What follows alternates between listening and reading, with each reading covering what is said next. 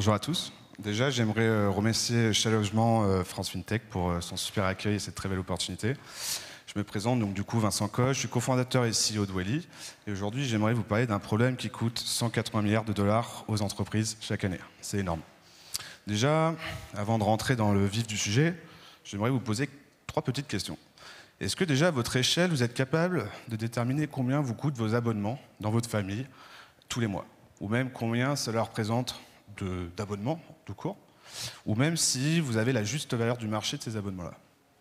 Vous avez probablement très peu de réponses immédiatement à ces questions. Imaginez-vous pour une entreprise, quand le directeur de financier va avoir 50 enfants, 100 enfants, voire 1000 enfants, la complexité aujourd'hui que c'est pour gérer tous ces abonnements.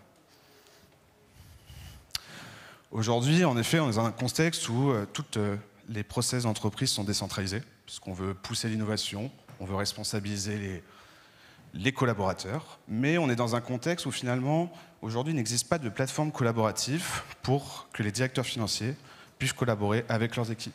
Dans un autre côté, on est sur une croissance aussi de marché, qui s'est un peu ralentie ces derniers temps, mais il y a de plus en plus de fournisseurs, et du coup, en fait, quand un collaborateur se retrouve seul pour acheter ses fournisseurs, il se retrouve dans un océan d'options, et ça complexifie sa tâche. Et donc, en conséquent, avec ces deux problématiques-là, en fait, ce qui se passe, c'est que les entreprises perdent totalement le contrôle de leur budget. Donc, une entreprise qui va dépenser 1 million d'euros, on estime sur Gartner que c'est jusqu'à 36% de ces 1 million d'euros qui sont perdus chaque année. Plus le temps, plus éventuellement tous les risques qu'ils ont faits suite à des mauvais choix de fournisseurs. Donc du coup, nous... c'était cette slide-là, pardon, j'étais décalé. Du coup, nous, en fait, on développe une solution pour venir, déjà, dans un premier temps, se connecter à tout l'écosystème de la DAF pour lui faire vraiment son cockpit financier qui va lui permettre de gérer ses coûts, ses contrats.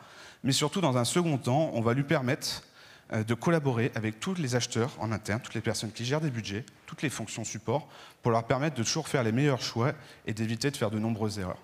Et c'est grâce à cette plateforme-là, grâce à la tech et la data, et surtout le modèle d'intelligence artificielle qu'on est en train de mettre à disposition de nos clients, on va venir les aider à prendre des meilleures décisions et surtout de toujours avoir des budgets optimaux.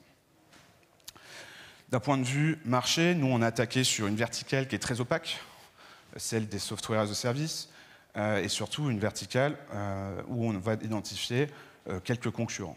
On a 6 concurrents historiques. Dans notre approche, pourquoi on va gagner 90% des deals face à nos concurrents? C'est parce qu'on est agnostique. C'est-à-dire qu'on étudie vraiment les besoins d'achat de nos clients et on leur pousse des solutions qui répondent à ces besoins. Et pourquoi, du coup, on va gagner 10% des deals qu'on a perdus? Pourquoi ils reviennent vers nous? Puisqu'en fait, les clients de nos concurrents se sentent biaisés par l'approche Amazon-like, c'est-à-dire marketplace, que leur proposent nos concurrents. Et donc c'est dans cette approche-là qu'on arrive, en tout cas avec une approche innovante. Et à terme, ce qu'on veut faire, bien sûr, c'est englober tous les achats d'une entreprise pour pouvoir élargir notre go-to-market sur les sociétés plus traditionnelles, mais surtout aller adresser des sociétés plus grandes. Bien sûr, aujourd'hui, on connaît tous la situation économique actuelle. On est dans une grosse transition. On passe d'un modèle de croissance à tout prix versus un modèle de rentabilité. Et Welly fait sens à tous les niveaux pour accompagner les entreprises dans cette transition-là. C'est pour ça qu'aujourd'hui, 12 mois à peine après notre lancement commercial, on a généré plus d'1,3 million d'ARR et on a renforcé l'équipe commerciale par 4 ces 2 derniers mois. Et l'objectif, c'est de monter une très belle boîte à 10-20 millions d'ARR d'ici 2025 avant de commencer à attaquer les marchés européens. Et donc aujourd'hui, si on est là, si on vous parle, c'est que nous, on est convaincus que on est là pour le trophée économique, à impact économique, puisqu'on est convaincu en tout cas qu'avec l'approche qu'on a, on peut tous ensemble venir aider tout l'écosystème français tech, mais aussi tout l'écosystème digital français, à venir du coup surfer cette vague, cette tempête. Merci.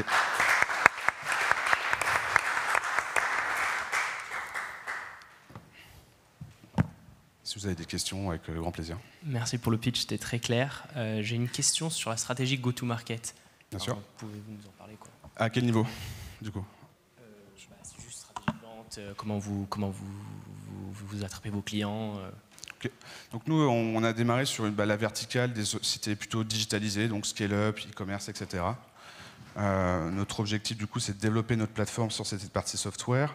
Et à terme, puisque les sociétés digitales vont principalement avoir des fournisseurs de services tels que les logiciels, donc pour nous, c'était vraiment le sweet spot idéal. Et on va tacler plutôt des boîtes entre 100 et 1000 collaborateurs. parce qu'elles n'ont pas encore forcément de département achat.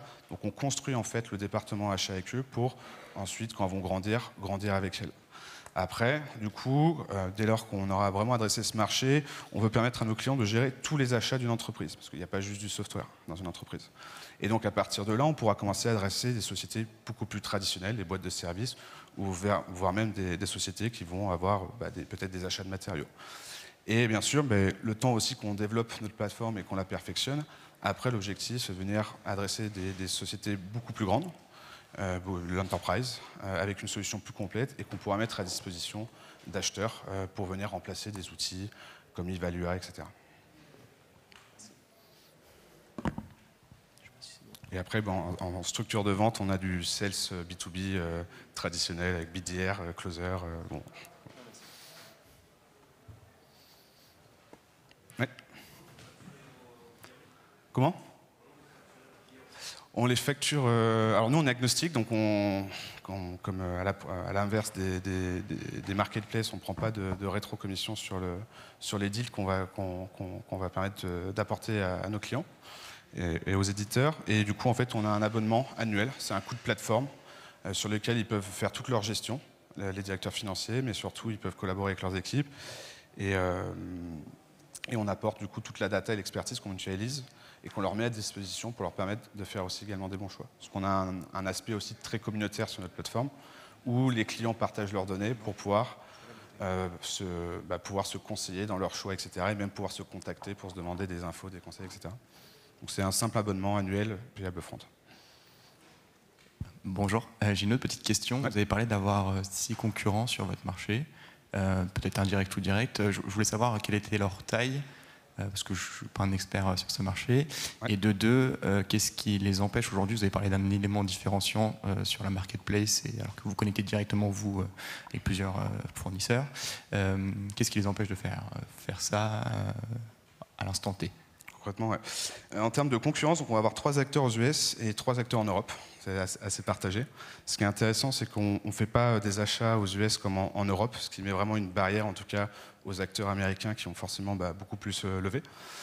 Donc en termes de levée, c'est assez intéressant. Ça montre qu'il y a un énorme potentiel de marché. On parle d'une série B à 150 millions. Ou alors en Europe, on a un concurrent qui a fait une série B de 20 millions d'euros. Pourquoi ils ne feraient pas machine arrière? Ils se sont lancés dans un modèle de marketplace. Tout leur business est tourné autour de ça. Et c'est complètement, c'est assez difficile en tout cas de faire machine arrière. Et donc, en tout cas, nous, on s'est positionné sur cette place-là.